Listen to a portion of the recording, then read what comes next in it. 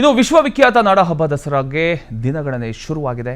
ಅರಣ್ಯ ಇಲಾಖೆಗೆ ಇದೊಂದು ವಿಚಾರ ತಲೆನೋವಾಗಿದೆ. ಈ ಬಾರಿ ದಸರಾಗೆ ಯಾವ ಆನೆ ಒಳಗಡೆ ಬರುತ್ತೆ, ಯಾವ ಆನೆ ಹೊರಗಡೆ ಹೋಗುತ್ತೆ? ನಾಡಹಬ್ಬದ ದಸರಾಗೆ ಕಂಜನ್ ಆನೆಗೆ ಕೊಕ್ ಕೊಡಲಾಗತ್ತಾ?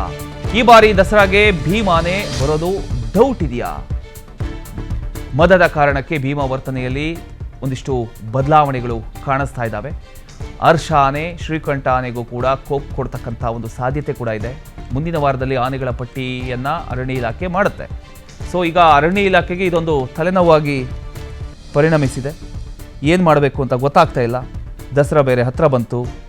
ವಿಶ್ವವಿಖ್ಯಾತ ಮೈಸೂರು ದಸರಾಗೆ ದಿನಗಣನೆ ಆರಂಭವಾಗ್ತಿದ್ದಂತೆ ಅರಣ್ಯ ಇಲಾಖೆಯಲ್ಲೂ ಕೂಡ ಚಟುವಟಿಕೆಗಳು ಗರಿಗೆದರಿವೆ. ಜಂಬೂ ಸವಾರಿಗೆ ಯಾವ ಆನೆಗಳು ಆಯ್ಕೆ ಆಗುತ್ತೆ, ಯಾವ ಆನೆಗಳು ಈ ಬಾರಿ ಹೊರಕ್ಕೆ ಉಳ್ಕೊಳ್ಳುತ್ತೆ ಅನ್ನುವಂಥ ಒಂದು ಕುತೂಹಲ ದಸರಾ ಅಭಿಮಾನಿಗಳಲ್ಲಿ ಹೆಚ್ಚಾಗಿದೆ. ಆದರೆ ಈ ಬಾರಿ ಅರಣ್ಯ ಇಲಾಖೆಗೆ ಆನೆಗಳ ಆಯ್ಕೆಯೇ ಒಂದು ದೊಡ್ಡ ಸವಾಲಾಗಿ ಪರಿಣಮಿಸಿದೆ. ದಸರಾ ಮಹೋತ್ಸವಕ್ಕೆ ಆನೆಗಳ ಆಯ್ಕೆ ಪ್ರಕ್ರಿಯೆಯನ್ನು ಅರಣ್ಯ ಇಲಾಖೆ ಈಗಾಗಲೇ ಶುರು ಮಾಡ್ಕೊಂಡಿದೆ. ಆದರೆ ಹಲವು ಪ್ರಮುಖ ಆನೆಗಳು ಮದಾವಸ್ಥೆಯಲ್ಲಿರ್ತಕ್ಕಂಥದ್ದು. ಎಲ್ಲೋ ಒಂದು ಕಡೆ ಇದು ಕಷ್ಟ ಆಗ್ತಾ ಇದೆ.